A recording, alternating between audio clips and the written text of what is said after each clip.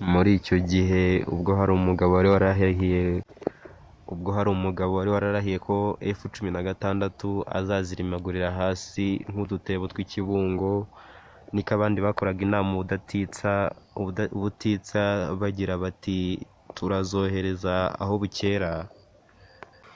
Nuko bakora inama ubutitsa amanywa nijoro baraterana bahamagara perezida wa Ukraine bati twazikohereza ubu noneho dufite umwanya ndetse n'igihe.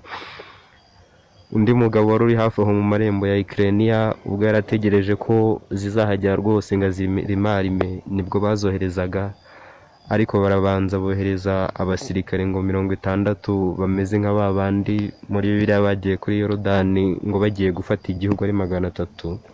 Perezida w'Uburusiya nawe ngo abyumve ati murakaza neza namwe muri mu bagiye kujya hasi. Icyo gihe ngo dore ko yari afite n'amakuru y'uko umwe mu bari bazi kuzigurutsa cyane zigatumbagira nk'agacurama nawe yari iri imbere, niko kuvuga ati nimufore imiheto n'imyambi mukankirire hasi turebe ibyo ari byo.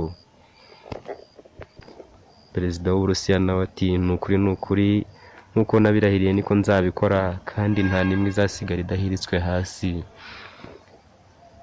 Ibyo yabivuga bakagira baturabeshya na Sukhoi 35 yawe ntacyo wakora.